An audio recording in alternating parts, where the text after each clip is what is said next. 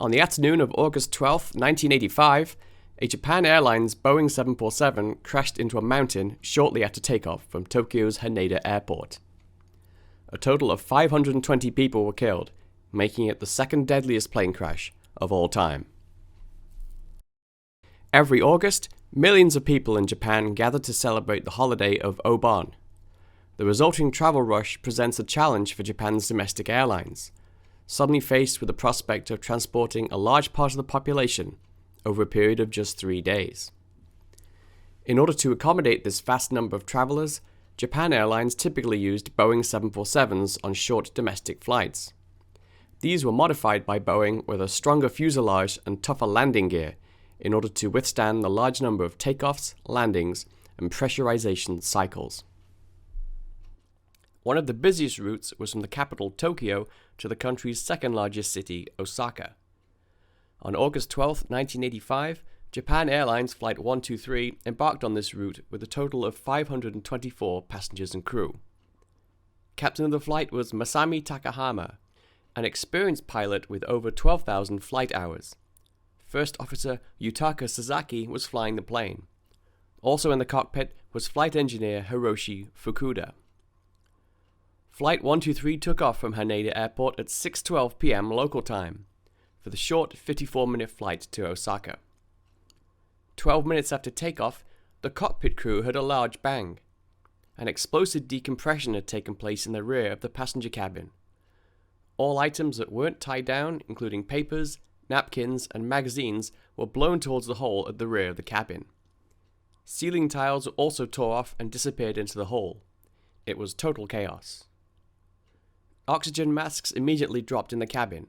Flight attendants rushed to help the passengers put them on, including an off-duty Japan Airlines flight attendant who was traveling as a passenger. The cockpit crew immediately radioed Haneda Airport to return and declared an emergency. However, flight engineer Fukuda had noticed the plane was rapidly losing hydraulic pressure, making control of the plane almost impossible. The 747 had 4 independent hydraulic systems connecting to the tail of the plane, where the majority of the flight controls were located.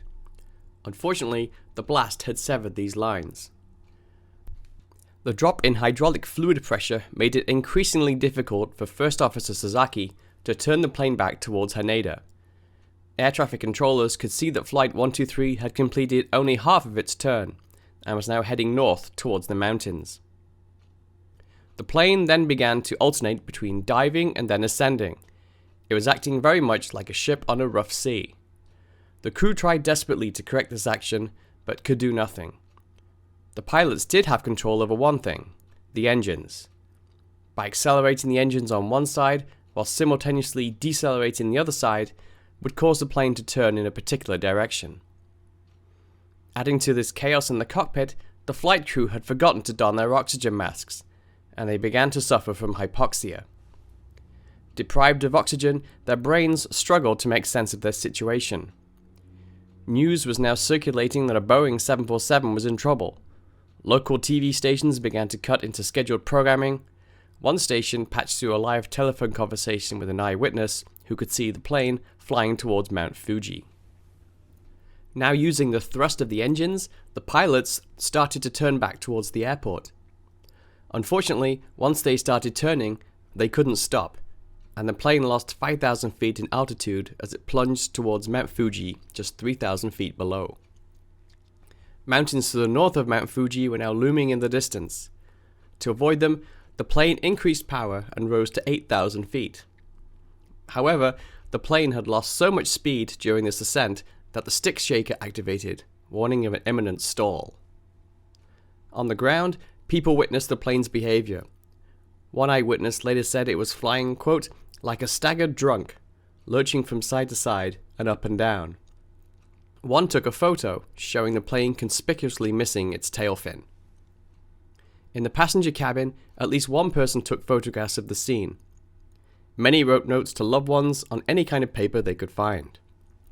To think that our dinner last night was the last time.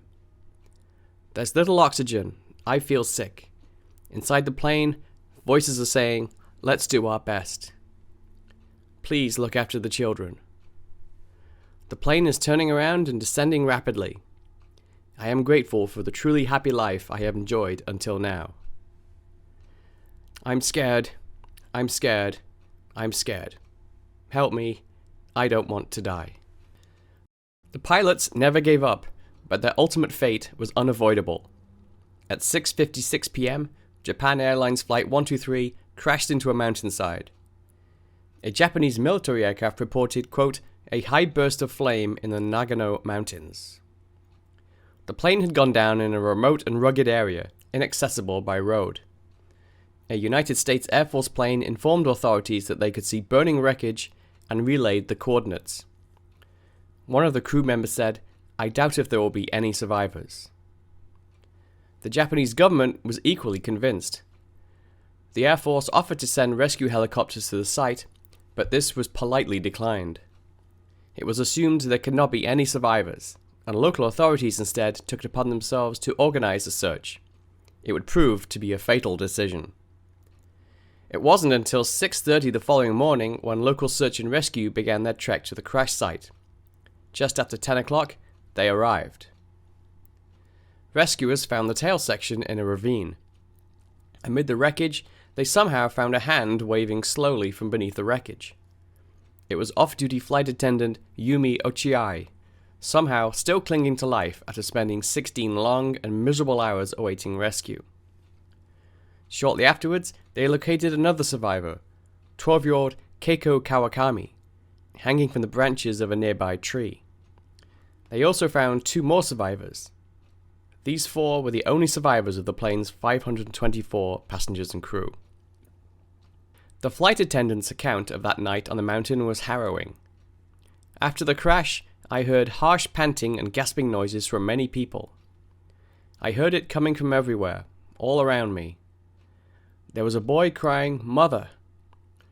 I clearly heard a young woman saying, "Come quickly."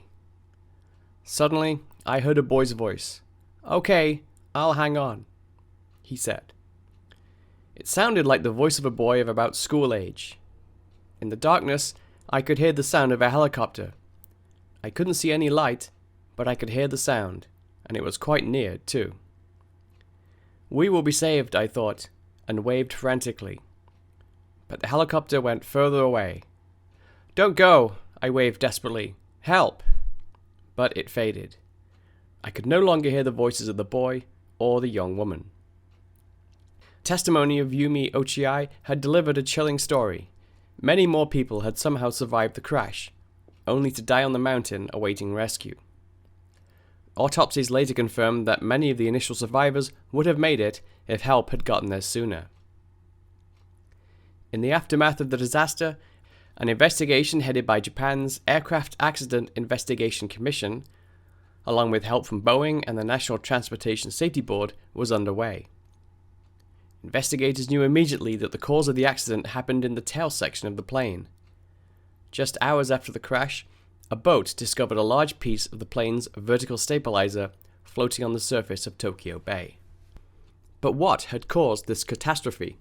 The deadliest accident involving a single aircraft. The seeds of this disaster were sown 7 years earlier. On June 2, 1978, the same plane touched down at Osaka Airport. However, the pilot pitched up the nose too steeply during touchdown. The tail struck the runway, causing major damage to the aft fuselage, bulkhead, horizontal stabilizer, and other structural elements. The plane was so severely damaged that it required extensive repairs. Some of the most significant damage occurred on the aft pressure bulkhead.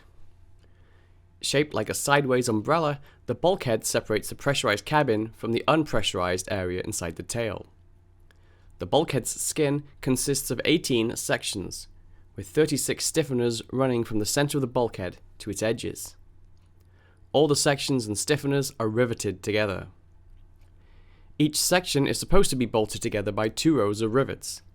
One set of these rivets would connect to the upper fuselage skin, while another 2 rows would connect the bulkhead to the lower fuselage. Unfortunately, due to an oversight during repairs, the section connecting the upper fuselage was secured with only 1 row of rivets.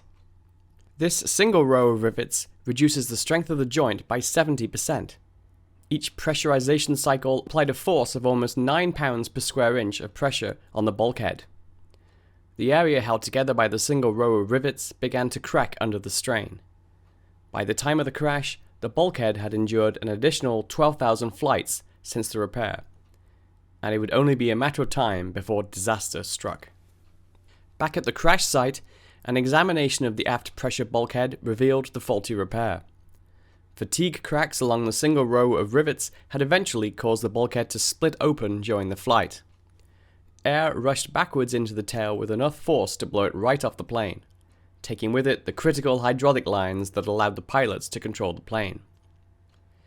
Investigators ran a simulation with 5 different flight crews to see if it was possible to land the plane under these circumstances. However, none was successful, leading the investigators to conclude that there was nothing the crew of Flight 123 could have done to prevent disaster. The comprehensive 332-page report did not answer one critical question. Why did the Boeing engineers make this critical error? A criminal investigation laid charges against 20 engineers, but the manufacturer refused to cooperate. In Japan, it was the airline that took most of the blame. The airline's CEO resigned and a maintenance manager committed suicide in order to apologize for the disaster. Bookings on Japan Airlines flights fell by 1/3. It took several years for the airline to recover economically, and public trust still hasn't returned to its pre-disaster levels. A memorial was erected at the crash site, listing the names of each of the 520 victims.